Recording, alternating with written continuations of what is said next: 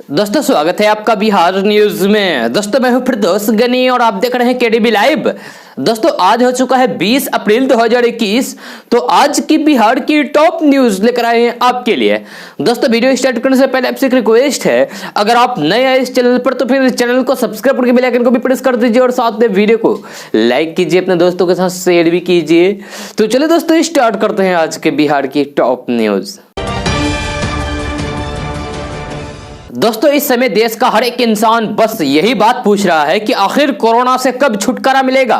जी हां, देश में कोरोना की चौथी लहर का कहर जमकर बसर रहा है। जी हां, कोरोना ने किस कदर देश को अपनी गिरफ्त में लिया है उसका अंदाजा इस बात से लगाया जा सकता है कि अस्पतालों से लेकर शमशान घाट तक लोगों की लंबी कतारें लगी हुई है। इस बीच गुजरात के वडोदरा से बेहद दुख और शर्मसार कर देने वाली घटना सामने आई है। जी हां, जानकारी के अनुसार वडोदरा के खासौरी शमशान घाट में एक मुस्लिम स्वयं सेवक एक चिता की तैयारी में जुटा हुआ था। वहां पर कई भाजपा नेता भी मौजूद थे। यह मुस्लिम स्वयं सेवक के इस कार्य पर एक भाजपा नेता ने काफी आपत्ति जताई और नाराज हो गए। जी हां, उन्होंने मुस्लिम स्वयं सेवक को वहां से हटने के लिए भी कहा। भाजपा नेता की नाराजगी होने के बाद वडोदरा की मेयर ने उन्हें समझाया कि पूरे देश के लिए ये एक संकट की घड़ी है और इस समय सभी धर्मों के बीच आपसी एकता बेहद जरूरी है। मेयर ने भाजपा नेता से कहा कि जब तक हम लोग एकजुट होकर इस संक्रमण का सामना नहीं करेंगे तब तक कोरोना की लड़ाई से पार नहीं पाया जा सकता। दोस्तों तेल के दाम में एक बार फिर से बढ़ोतरी हुई है। बीते 2 माह में लोग जब भी रिफाइंड और सरसों का तेल खरीदने किराना की दुकान पर गए उन्हें दाम बढ़े हुए मिले। जी हां, जनवरी के बाद से ही तेल की कीमतें लगातार बढ़ रही है। पहली बार सरसों का तेल 200 रुपए प्रति लीटर तक पहुंच गया है। जी हां, जबकि रिफाइंड भी 170 रुपए से 180 रुपए के बीच बिक रहा है। सब्जियों के दामों में नरमी आने के बाद फल एवं रिफाइंड और सरसों के तेल के दाम में बढ़ोतरी जारी है। जी हां, बार बार दाम बढ़ने से आम आदमी परेशान है। अभी ये तेजी थमने का नाम नहीं ले रही है। जी आने वाले समय में रिफाइंड और सरसों तेल के दामों में और तेजी की आशंका जताई जा रही है। बीते 2 माह में रिफाइंड के दामों में 22 रुपए प्रति लीटर की तेजी आई है। इसी तरीके से सरसों के तेल के दाम में करीब 50 रुपए प्रति लीटर की तेजी आई है। दोस्तों बिहार के मुख्यमंत्री नीतीश कुमार ने रविवार की शाम कहा है कि दूसरे प्रांतों में यानी कि दूसरे राज्यों में काम करने वाले बिहार के लोग जितना जल्दी हो सके अपने घर वापस लौट आएं। जी हां, बिहार की सरकार उन्हें हर जरूरत सहूलियत देगी। मुख्यमंत्री के इस बयान के बीच आरजेडी के दबंग विधायक सुरेंद्र प्रसाद यादव ने राज्य सरकार से कई सवाल पूछ डाले। जी हां, उन्होंने रोजगार के लिए पलायन के मुद्दे पर सरकार को घेरा है और सरकार की नीतियों पर सवाल उठाए हैं। सुरेंद्र यादव ने ट्वीट करके बिहार की सरकार पर निशाना साधा है। उन्होंने कहा है कि कोरोना की पहली लहर के वक्त बिहार सरकार ने प्रवासी मजदूरों को अस्थायी स्तर पर रोजगार उपलब्ध कराने की बात कही थी। इस वादे का क्या हुआ? सरकार को इसका जवाब देना चाहिए। सरकार ने अगर स्थानीय स्तर पर रोजगार दिया तो फिर प्रवासियों को इस संकट काल में दोबारा पलायन की जरूरत क्यों पड़ी? आखिर सरकार जवाब दे। आरजेडी विधायक ने कहा है कि सरकार ने गरीबों को मुफ्त राशन देने की बात कही थी। विधायक फंड का इस्तेमाल कोरोना से लड़ाई में करने की बात कही थी। सरकार बताए कि इन पैसों का क्या हुआ? उन्होंने सीधे मुख्यमंत्री नीतीश कुमार पर निशाना साधते हुए कहा है कि उन्हें इन सवालों का जवाब देना चाहिए। जी हां, आरजेडी विधायक ने कोरोना से संक्रमित और मौतों का आंकड़ा छिपाने का आरोप इशारों में राज्य सरकार पर लगाया है। जी हां, उन्होंने मुख्यमंत्री नीतीश कुमार को डेटा गुरु कहकर तर्ज कसा है। जी हां, उनका कहना है कि कोरोना के खिलाफ लड़ाई में घालमेल हो रहा है। सरकार की नीयत इस बारे में साफ नहीं है। दोस्तों राजधानी दिल्ली सहित पूरे देश में कोरोना का कहर जारी है। वहीं किसान अभी भी दिल्ली की सीमाओं पर प्रदर्शन कर रहे हैं। इस बीच खबर है कि गाजीपुर बॉर्डर पर रविवार की रात दिल्ली से गाजियाबाद की ओर जाने वाले रास्ते को खोलने का काम शुरू कर दिया गया है। यह दिल्ली मेरठ हाईवे पर लगी बैरिकेडिंग को हटा लिया गया है, लेकिन अभी तक आधिकारिक तौर पर पुलिस इस मामले में कुछ भी बोलने को तैयार नहीं है। जी हाँ, वहीं किसानों ने बताया कि उनके कहने के बाद ही पुलिस ने इस रास्ते को खोला है। दोस्तों दिल्ली में बढ़ते कोरोना संक्रमण के मामले के बीच अरविंद केजरीवाल सरकार ने सोमवार की रात 10 बजे से 26 अप्रैल की सुबह 5 बजे तक के लिए लॉकडाउन लगाने का ऐलान कर दिया है। जी हां, सरकार की कोशिश कोरोना संक्रमण के बढ़ते मामलों को रोकने की है। एक तरफ सरकार ने लॉकडाउन की घोषणा की है, दूसरी तरफ दिल्ली के बाजारों में हलचल बढ़ गई है। शराब के ठेकों के आगे लंबी लाइन लगी हुई है। जी हां, शराब खरीदने के लिए जमकर मारामारी देखने को मिली। धूप की फिक्र तो दूर, शराब खरीदने के चक्कर में लोगों ने कोरोना गाइडलाइंस को को भी धता बता दिया। जी हाँ, कई लोग सोशल डिस्टेंसिंग का भी उल्लंघन करते दिखे। दिल्ली के मयूर, बिहार फेज 3, लक्ष्मी नगर, गोल मार्केट, खान मार्केट समेत हुए दूसरी जगह की तस्वीरें और वीडियो सोशल मीडिया पर वायरल होने लगी। वायरल तस्वीरों और वीडियो में लोग शराब के लिए कोरोना गाइडलाइंस को धता बताते दिखे। जी हाँ, समाचार एजेंसी एएनआई ने भी अपने ऑफिशियल ट्विटर हैंडल पर शराब खरीदने वाले लोगों की तस्वीर और वीडियो पोस्ट किया। जी हाँ, एक वीडियो शिवपुरी गीता कॉलोनी की है, जिसमें एक महिला है जो शराब खरीदने के लिए आए हैं। जी हाँ, महिला शराब खरीदने के लिए आए हैं और कहते सुनाई दी जा सकती है कि इंजेक्शन फायदा नहीं करेगा, ये अल्कोहल फायदा करेगी। जी हाँ, मुझे दवाइयों से असर नहीं होगा, पैग से असर होगा। जी हाँ, इस महिला का वीडियो कमोबेश सोशल मीडिया के हर प्लेटफॉर्म पर वायरल हो रहा है। आप भी आगे इस वीडियो को देखें कि महिला शराब को लेकर क्या बोल रही है। पापा के लिए दारू लेने के लिए आए, इसलिए कि अल्को है। आंटी कितनी दारू लेना है आप? हम लेने आए हैं एक बोतल 2 पौए। अच्छा, हाँ, लेना है? इसलिए लेने आए हैं कि ये अल्को है, इसमें इंजेक्शन फायदा नहीं करेगा, ये अल्को फायदा करेगी। अच्छा, हाँ, ये जितनी दारू बिकती है उतने बंदे सही रहेंगे जो शराबी है। दिल्ली में लॉकडाउन लग गया है तो शराबियों को फर्क पड़ेगा। ये दवाई से हमारे को कोई असर नहीं होगा, हमारे को पैक से असर होएगा। मेरे को 35 साल हो गया पीते हुए, मैंने आज तक कोई भी डोज नहीं ली दूसरी। ये लेती हैं एक पैक रोज का, उसमें हमारी डोज चलती है। दिल्ली में 1 हफ्ते का लॉकडाउन लग गया है। हाँ, और ठेका खोलना चाहिए, ठेका खोलना चाहिए। सबसे बड़ी डॉक्टरों के पास बच जाएंगे हम, अस्पताल जाने से अभी तक बचे हुए हैं और आगे भी बचेंगे, आगे भी बचेंगे। दोस्तों, इस समय बिहार से बड़ी खबर सामने आ रही है। जेडीयू विधायक और पूर्व शिक्षा मंत्री डॉक्टर मेवालाल चौधरी का निधन हो गया है। जी हाँ, वे 3 दिन पहले कोरोना पॉजिटिव पाए गए थे। जी हाँ, कोरोना की चपेट में आने के बाद वे पटना के पारस हॉस्पिटल में भर्ती थे। जी हाँ, मेवालाल चौधरी पिछले साल हुए बिहार विधानसभा चुनाव में मुंगेर की तारापुर सीट से जेडीयू के टिकट पर विधायक चुने गए थे। यही नहीं, वे सीएम नीतीश कुमार के करीबी नेताओं में गिने जाते थे। मेवालाल चौधरी की मौत के बाद परिवार के सभी सदस्य पटना में ही मौजूद थे। बिहार के मौजूदा सरकार में यानी कि नीतीश सरकार में एक दिन के लिए शिक्षा मंत्री भी रहे और वर्तमान तारापुर विधानसभा के विधायक मेवालाल चौधरी ने कल सुबह 4:30 बजे पटना के पारस हॉस्पिटल में अंतिम सांस ली। दोस्तों, बिहार में मुख्य सड़कों के निर्माण की इस समय चल रही करीब 400 परियोजनाओं में करीब 6000 मजदूर काम कर रहे हैं। इसके अलावा भी बाहर से आने वाले मजदूरों को रोजगार दिलाने के लिए पथ निर्माण विभाग की तैयारी कर रहे हैं। वहीं केवल एनएचएआई राज्य में अपनी करीब 1100 किलोमीटर की लंबाई में सड़क निर्माण परियोजनाओं पर काम शुरू होने के बाद करीब 2.5 लाख लोगों को रोजगार देने का दावा कर रहा है। यह सूत्रों का कहना है कि कोरोना संकट के कारण अन्य राज्यों से बिहार लौटने वाले मजदूरों को रोजगार देने की सरकार तैयारी कर रही है। जी इसी के तहत पथ निर्माण विभाग भी तैयारी में जुटा हुआ है। जी हां, फिलहाल पथ निर्माण विभाग की 400 मुख्य सड़कों पर निर्माण कार्य हो रहा है। इसमें करीब 6000 मजदूरों को काम मिला हुआ है।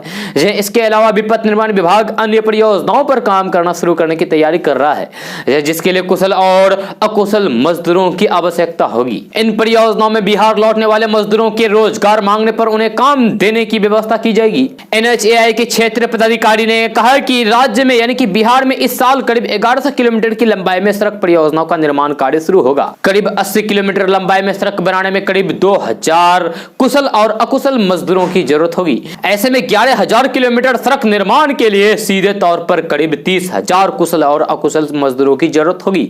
इस तरीके से एनएचएआई की 1100 किलोमीटर सड़क की लंबाई में निर्माण शुरू होने पर करीब 2.5 लाख लोगों को रोजगार मिल सकेगा। दोस्तों, केंद्रीय गृह मंत्री अमित शाह ने कहा है कि कुंभ और रमजान उत्सव में भाग लेने वाले लोग सरकार द्वारा निर्धारित कोरोना प्रोटोकॉल नहीं पालन कर रहे हैं। जी हां, महामारी की मौजूदा लहर निश्चित रूप से समयग्रस्त है। गृह मंत्री अमित शाह ने कहा है कि सरकार ने कोरोना के खिलाफ अपनी लड़ाई में जीत सुनिश्चित करने के लिए सही निर्णय लिए हैं। जी अमित शाह ने कहा है कि चाहे वह कुंभ हो या फिर रमजान, कोई कोरोना उपयुक्त व्यवहार नहीं करेगा। ऐसा नहीं हो सकता, इसीलिए हमें अपील करनी पड़ी और कुंभ और प्रतीकात्मक हो गया। केंद्रीय गृह मंत्री अमित शाह ने कहा है कि जब भी दूसरी लहर या फिर तीसरी लहर होती है, प्रत्येक नई लहर पहले वाले आकार से कम 2 गुनी होती है।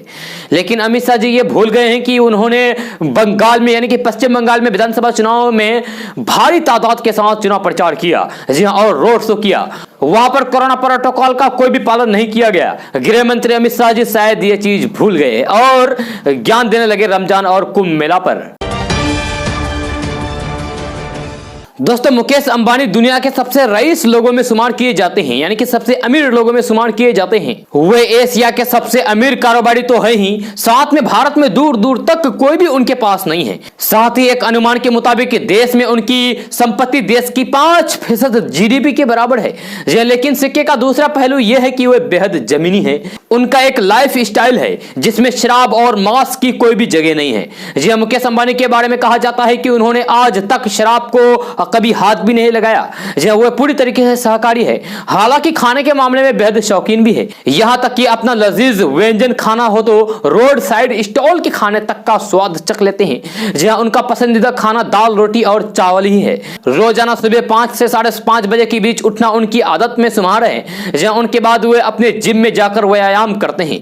फिर शुरू होता है अखबारों को खंगालने का सिलसिला। पूरी तरीके से अपडेटेड होने के बाद वे अपने पसंदीदा रेस्टोरेंट में नाश्ता करते हैं। उसके बाद काम के लिए निकल जाते हैं। जहां काम पर जाने से पहले वे मां का आशीर्वाद लेना नहीं भूलते हैं। परिवार के साथ बिताए लम्हे उन्हें बेहद भाते हैं। जहां रात को सोने से पहले मुकेश अपनी पत्नी नीता के साथ दिन के अहम पलों को साझा जरूर करते हैं। जहां इसमें कामकाज से जुड़ी बातें होती है। रविवार का दिन परिवार के लिए रिजर्व होता है। वे मां पत्नी और तीनों बच्चों के साथ दिन बिताना पसंद करते हैं। फिलहाल उनके एक बेटे आकाश और बेटी ईशा की शादी हो चुकी है। परिवार अब और बड़ा होने के हैं क्योंकि तीसरे बेटे अनंत की शादी के कयास लगाए जा रहे हैं। सूत्रों का कहना है कि वे फिलहाल डेटिंग कर रहे हैं और जल्द ही अपना घर बसा सकते हैं। जी मुकेश को कारों का बेहद शौक है। उनके पास फिलहाल 170 कारें हैं। जी पत्नी नीता की तरफ से भी उन्हें अपने जन्मदिन पर मैबैक 62 कार तोहफे में मिली थी। इसकी रफ्तार 249 किलोमीटर प्रति घंटा तक है। जी इसके पास दुनिया की सबसे बेहतरीन कारें मौजूद हैं। जी एंटलिया स्थित उनके 27 मंजिला घर के 6 फ्लोर कारों की पार्किंग के लिए रिजर्व रहते हैं। दोस्तों राजद सुप्रीमो लालू प्रसाद यादव को जमानत मिलने के बाद से प्रदेश के कार्यकर्ताओं में जश्न का माहौल है। लेकिन पूर्व उप मुख्यमंत्री और भाजपा के राज्यसभा सांसद सुशील कुमार मोदी के बयान ने इन सभी खुशियों को फीका कर दिया। लालू प्रसाद यादव को जमानत मिलने पर सुशील कुमार मोदी ने टिप्पणी करते हुए ट्वीट किया और कहा कि लालू के समर्थक ऐसे खुश हो रहे हैं मानो कोर्ट ने लालू को 1000 करोड़ के घोटाले से दोष मुक्त कर दिया हो। इस दौरान सुशील कुमार मोदी ने लालू यादव और उनके परिवार के खिलाफ कई सारे ट्वीट भी किया और चुटकी ली। इस बीच राजद ने भी सुशील कुमार मोदी के ट्वीट पर पलटवार किया। जी हां, राजद नेता शिवानंद तिवारी ने कहा है कि सुशील कुमार मोदी बिहार के राजनीति के टिटहरी है। जैसे टिटहरी आसमान की तरफ पैर उठाकर सोते हैं, उसको भ्रम रहता है कि अगर आसमान गिरेगा तो उसको अपने पैरों से रोककर पूरी दुनिया को बचा लेंगी।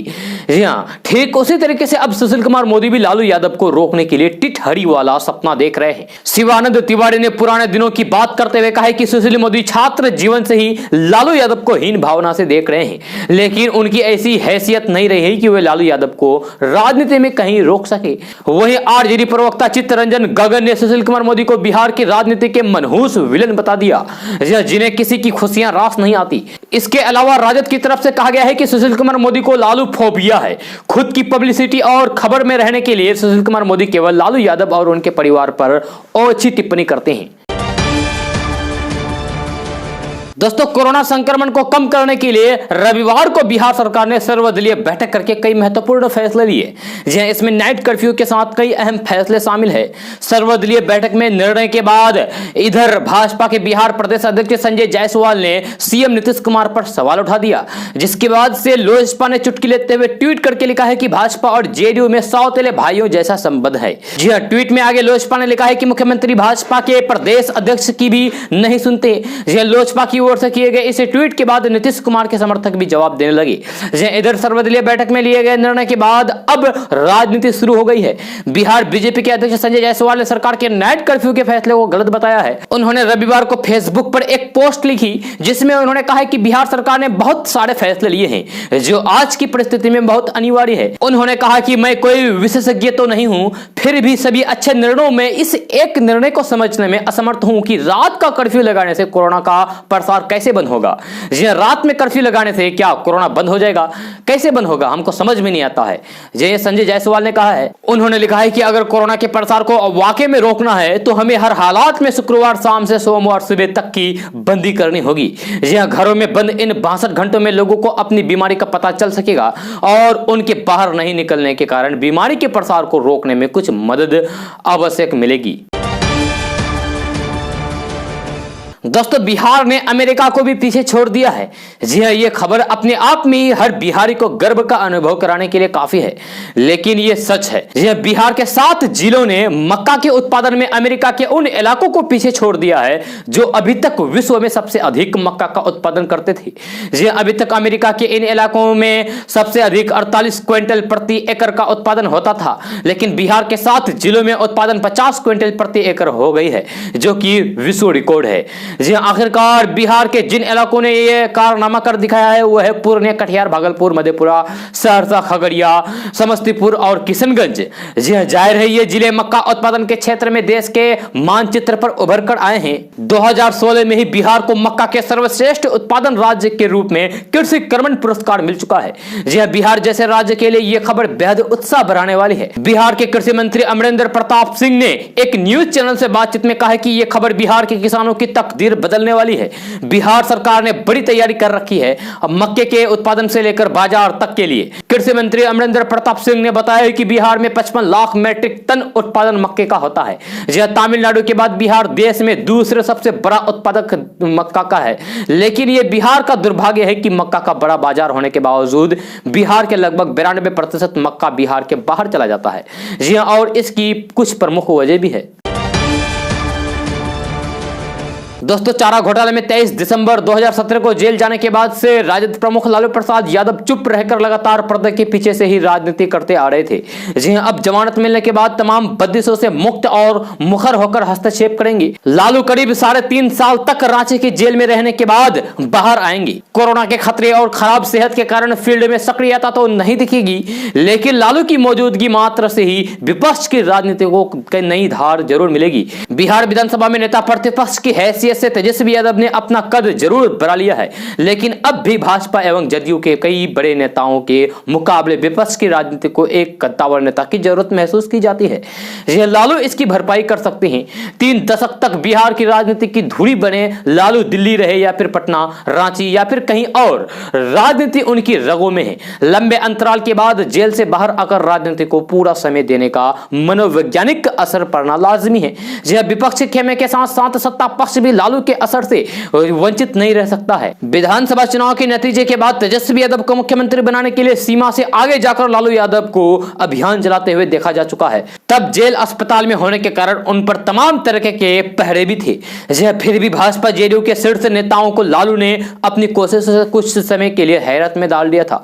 यह झारखंड हाईकोर्ट से जमानत मिलने के बावजूद स्वास्थ्य कारणों से लालू अभी भी भले ही घर लौटने की स्थिति में नहीं है, लेकिन माना जा रहा है कि अगले महीने तक वे पटना में हो सकते हैं। यह वही समय होगा जब बंगाल समेत 5 राज्यों के विधानसभा चुनाव के नतीजे आ जाएंगे।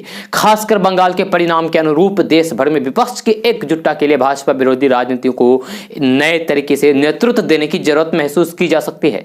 जी हां, अपनी राष्ट्रीय पहचान और लंबे अनुभव के बूते लालू उसके प्रमुख किरदार बन सकते हैं। तेजस्वी यादव के नेतृत्व में बिहार विधानसभा चुनाव में महागठबंधन ने अच्छी कामयाबी अर्जित की है। जी हां, आरजेडी अकेले सबसे बड़ी पार्टी के रूप में उभर कर सामने आया है, परंतु नीतीश कुमार के नेतृत्व में जेडीयू से विरोधी दल हमेशा सशंकित रहते आए हैं। जी हां, राजद में भी टूट की आशंका जताई जा रही थी, किंतु अब लालू के बाहर आ जाने से यह खतरा लगभग टल गया है। सत्ता पक्ष की ओर से भी कोई कोशिश भी हुई तो फिर कामयाबी संदिग्ध होगी।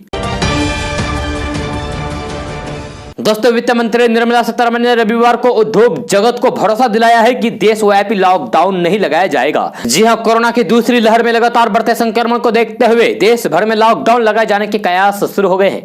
जी हां, ऐसे में अनिश्चितता बढ़ने से मजदूरों के पलायन की आशंका गहराता जा रहा है। जी हां, फिस्मे के अध्यक्ष अभिनेश सक्सेना ने बताया कि फोन पर बातचीत में वित्त मंत्री निर्मला सीतारमण ने बताया कि राष्ट्रीय स्तर पर लॉकडाउन लगाने की सरकार की कोई भी योजना नहीं है। जी हां, उन्होंने कहा कि कोरोना के संक्रमण को फैलने से रोकने के लिए छोटे कंटेनमेंट जोन बनाए जाएंगे।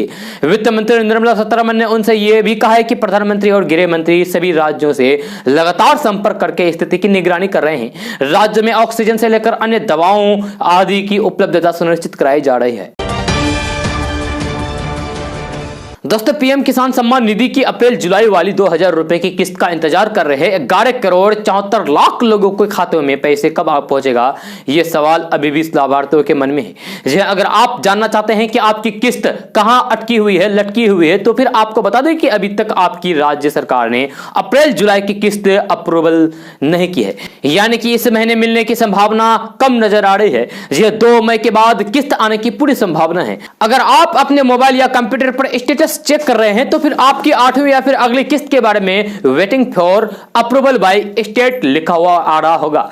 इसका मतलब है कि राज्य सरकार इस किस्त के लिए अभी आपके खाते में अप्रूवल नहीं किया है। वैसे तो पीएम किसान की 8वीं किस्त या यूं कहे कि अप्रैल जुलाई वाली किस्त इस महीने आने शुरू हो जानी चाहिए, लेकिन बड़े पैमाने पर मिली गड़बड़ियों की वजह से राज्य सरकारें ने पूरी तरीके से आश्वस्त होने जाना चाहती है कि सही व्यक्ति के खाते में पैसे जा रही है या फिर नहीं। ऐसे में लाभार्थियों का वेरिफिकेशन भी समय समय पर हो रहा है। अभी तक अधिकतर राज्यों में RFT साइन नहीं किया गया है, जिस वजह से किस्त लटकी हुई है। दोस्तों बिहार के 24 जिलों में कोरोना का संक्रमण लोगों को डरा रहा है। इस संक्रमण के कारण राज्य के कई जिलों में रहना मुश्किल होता जा रहा है तथा लोगों की परेशानियां भी बढ़ती जा रही है। खबर के मुताबिक पिछले 24 घंटे में 8690 लोगों की रिपोर्ट कोरोना पॉजिटिव आई है। आपको बता दें कि सबसे ज्यादा कोरोना पॉजिटिव की रिपोर्ट पटना से आई है। यहां 24 घंटे में 2290 नए मामले सामने आए हैं। इससे राज्य सरकार की टेंशन बढ़ गई है तथा सरकार कोरोना की रफ्तार को रोकने के लिए कई तरह के सख्त फैसले ले रही है। दोस्तों अगर आपका भी देश के सबसे बड़े सरकारी बैंक SBI में खाता है तो फिर आपके लिए जरूरी खबर है। बैंक ने देश के 44 करोड़ ग्राहकों को अलर्ट किया है। SBI की वेबसाइट के मुताबिक देश भर में तेजी से बढ़ रहे फ्रॉड के मामलों से सभी को सावधान रहने की जरूरत है। इसके अलावा आपको कभी भी अपने खाते से जुड़ी जानकारी को मोबाइल में सेव करके नहीं रखना है। जी हाँ, अगर आपने अपना OTP यानी कि one time password, pin number, debit card या क्रेडिट कार्ड का CVV या फिर ATM डिटेल सेव की है तो फिर उसको तुरंत हटा ले, नहीं तो फिर आपका खाता खाली हो सकता है।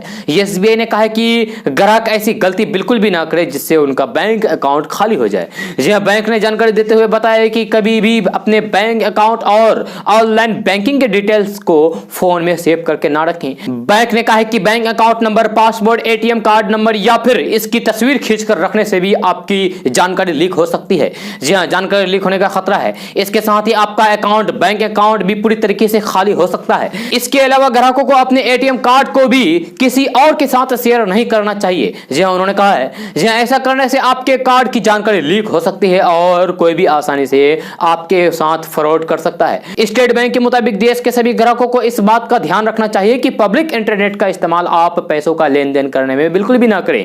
इससे आपकी पर्सनल जानकारी लीक होने का डर हमेशा बना रहता है। आपको बता दूं कि बैंक की ओर से फोन करके या फिर SMS करके कभी भी आपसे user ID, pin, password, CVV, OTP, VPI, UPI जैसे संवेदनशील जानकारी नहीं मांगता है। अगर आपके पास इस तरीके का कोई भी फोन आता है तो फिर सावधान रहें और किसी के साथ कोई भी जानकारी शेयर बिल्कुल भी ना करें। दोस्तों कोरोना की दूसरी लहर बेहद खतरनाक है। इस समय अपना और परिवार का ख्याल रखना जरूरी है। कोरोना जैसी महामारी से लड़ने के लिए इम्यूनिटी मजबूत होना जरूरी है। इसके लिए आप पोषण से भरपूर डाइट का सेवन करें। तो आइए अब आपको बताते हैं कि कोरोना के समय में आप इम्यूनिटी कैसे बढ़ा सकते हैं। ये इन्फेक्शन होने के रिस्क को कैसे कम करेगा। हाइड्रेटेड रहने के लिए हर दिन 8 से 10 गिलास पानी पिए। ये शरीर में टॉक्सिन बाहर निकालता है। ये बीमारी के खतरे को कम करता है। इसके अलावा आप फलों के जूस का भी इस्तेमाल कर सकते हैं, सेवन कर सकते हैं। इसमें खट्टे फल और नारियल पानी आदि में शामिल है। जी ये गर्मी से बचाने में भी मदद करेगा। आप क्या खाते हैं ये भी बहुत महत्वपूर्ण रखता है, इसलिए अपनी डाइट में हेल्दी फूड शामिल करें। जी ये आपकी इम्यूनिटी बढ़ाने में भी मदद करेंगी। जी हाँ, कम कार्ब वाला खाना खाएं। ये ब्लड प्रेशर और शुगर लेवल को कंट्रोल में रखेगा। जी प्रोटीन युक्त आहार से शरीर फिट रहता है। नियमित रूप से बीटा कैरोटीन, एक्सकार्बिक एसिड और अन्य आवश्यक विटामिन से भरपूर सब्जियों और फलों का सेवन करें। हरी सब्जी जैसे ब्रोकली, पालक और मशरूम, टमाटर, बेल, मिर्च का सेवन करें। ये संक्रमण के खिलाफ लड़ने में मदद करेगा। रोजाना 7 से 8 घंटे की नींद लें। यह इम्यूनिटी बढ़ाने का भी अच्छा तरीका है। कम नींद लेने से आप तनाव में रहते हैं, इस वजह से आप थका हुआ भी महसूस करते हैं। इसलिए नींद की कमी से भी आपकी इम्यूनिटी पर बुरा प्रभाव पड़ता है। एक अच्छी डाइट के साथ यह भी जरूरी है कि आप नियमित रूप से व्यायाम करें। इससे आपके शरीर के टॉक्सिन बाहर निकलते हैं। इसलिए हर दिन 30 से 45 मिनट तक व्यायाम करने की सलाह दी जाती है।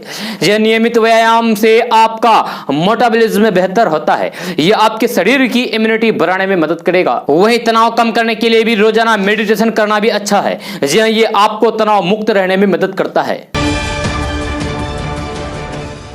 दोस्तों, अब सरकारी कर्मचारियों की सैलरी घट जाएगी, पीएफ और ओवरटाइम का फायदा मिलेगा। तो चलिए आपको जानते हैं कि मोदी सरकार का यह नया कानून क्या है। तो आपके काम के घंटों से लेकर आपकी ग्रेच्युटी और पीएफ में भी बड़ा बदलाव 1 अप्रैल से होने वाला था, लेकिन राज्यों की तैयारी ना होने और कंपनियों को एचआर पॉलिसी बदलने के लिए अधिक समय देने के लिए इन्हें फिलहाल टाल दिया गया। जी हालांकि सूत्रों का कहना है कि 1 जून से मजदूरी संहिता लागू हो सकती है। इससे कर्मचारियों की ग्रेच्युटी और भविष्य निधि यानी कि पीएफ मद में बढ़ोतरी होगी।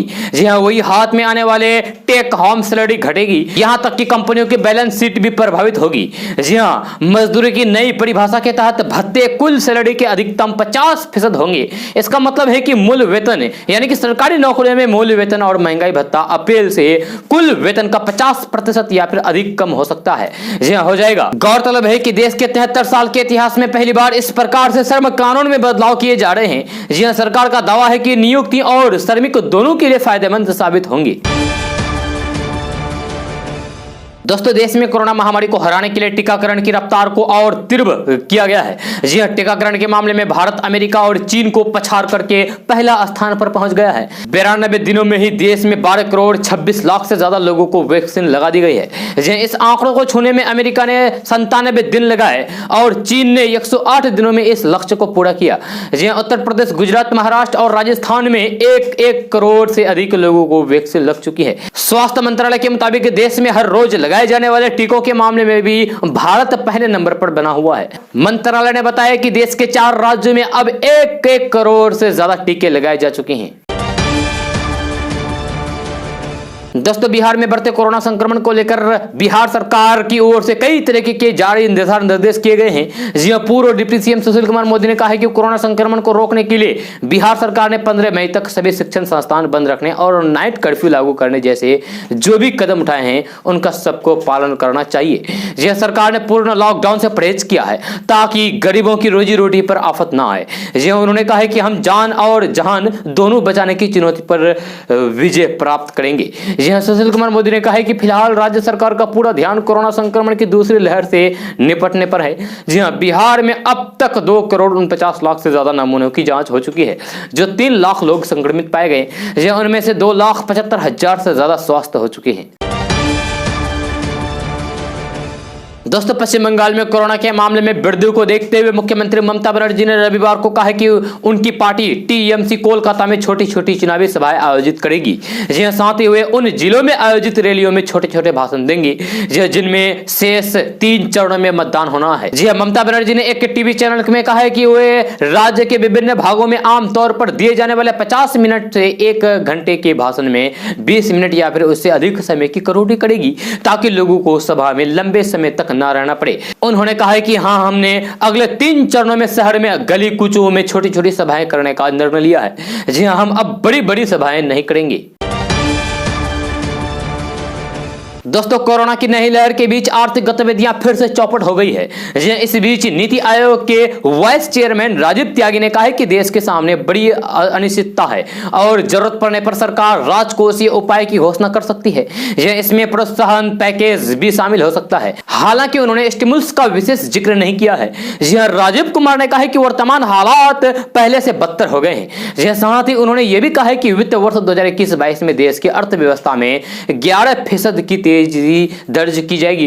राजीव कुमार ने कहा है कि भारत में कोरोना महामारी लगभग खत्म हो चुका था, लेकिन यूके समेत अन्य देशों के नए स्ट्रेन के कारण हालात फिर से बिगड़ गए हैं। दोस्तों, बिहार में कोरोना के विस्फोट को रोकने के लिए लगाए गए नाइट कर्फ्यू का आज दूसरा दिन है। इसके पहले कोरोना संक्रमण पर रोक के लिए जारी नई गाइडलाइंस के तहत पुलिस सड़कों पर भीड़ को नियंत्रण करती दिखाई दी। जी तो शॉपिंग मॉल और सिनेमा घर आदि बंद है। जी नई गाइडलाइंस का असर शमशान घाटों पर भी दिखाई दे रहा है। जी वहां अंतिम संस्कार के लिए 25 से अधिक लोगों को प्रवेश नहीं किया जा रहा है। जी आपको बता दें कि रविवार को मुख्यमंत्री नीतीश कुमार ने कोरोना संक्रमण को रोकने के लिए बड़े फैसले की घोषणा की थी, जो सोमवार से लागू भी हो गए हैं। दोस्तों जम्मू कश्मीर सरकार आगामी अमरनाथ यात्रा और वैष्णो देवी यात्रा पर आने वाले हर श्रद्धालुओं की कोरोना जांच करेगी। यह बढ़ते कोरोना के संक्रमण से निपटने के लिए सरकार रिटायर्ड डॉक्टरों की सेवाएं लेगी और नई भर्तियां भी करेगी।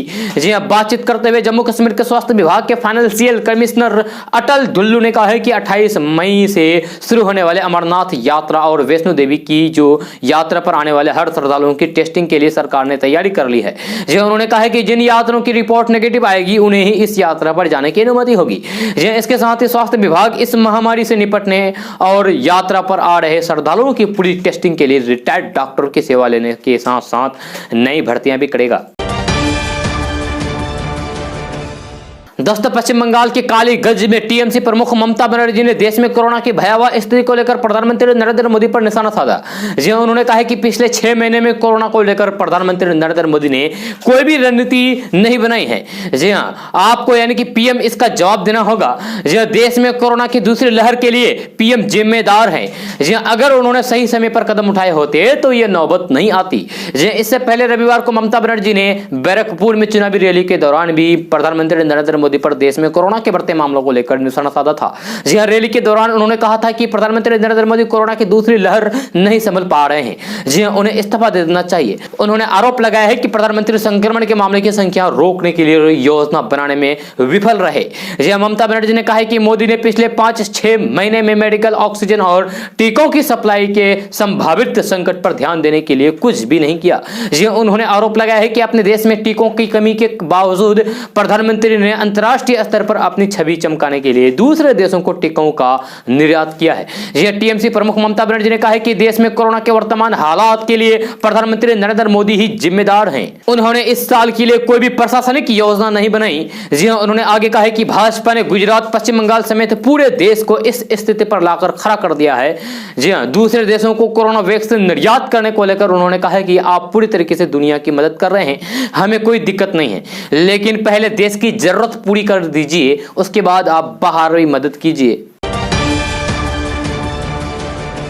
दोस्तों बिहार में अगले 2 दिन अधिकतम तापमान में 2 से 3 डिग्री बढ़ने के आसार हैं। दरअसल रविवार से एक बार फिर से बिहार में पछुआ हवा चलना शुरू हो गई है। जी हां, उधर झारखंड में सक्रिय चक्रवात के कारण दक्षिण बिहार में 1-2 स्थानों पर बिजली चमकने के साथ साथ गरज के साथ हल्की बारिश का भी अनुमान है। जी आईएमडी पटना के मुताबिक इससे मौसम में कोई भी खास उलटफेर होने की संभावना नहीं है। जी आईएमडी पटना के आधिकारिक जानकारी के मुताबिक 21 अप्रैल से पूर्वोत्तर हवा एक बार चलेगी। इससे एक बार फिर से नमी युक्त हवाओं के चलने तापमान में गिरावट दर्ज किए जाने के आसार हैं। इस तरह इस महीने हर 3 से 4 दिनों के बीच पछुआ और पूर्वोत्तर हवा का प्रभाव बदल रहा है। इससे खास तौर पर अचानक बदलाव हो रहे हैं। जहां औरंगाबाद, गया आदि जिलों में अब भी अधिकतम तापमान 40 डिग्री से ऊपर बना हुआ है। औरंगाबाद में अधिकतम तापमान 41 डिग्री सेल्सियस से ऊपर दर्ज किया गया है। जी हां, बचे हुए बिहार में अधिकतम तापमान 34 से 38 डिग्री सेल्सियस के बीच बना हुआ है। दोस्तों आज का न्यूज़ बस यहीं तक। कैसा लगा जरूर अपना सुझाव दीजिएगा नीचे कमेंट बॉक्स में कमेंट करके। अगर आप नए आए इस चैनल पर तो फिर इस चैनल को सब्सक्राइब करके बेल आइकन को भी प्रेस कर दीजिए और साथ में वीडियो को लाइक कीजिए, अपने दोस्तों के साथ शेयर भी कीजिए। तो चलिए दोस्तों फिर मिलते हैं अगले वीडियो में। जय हिंद, जय बिहार।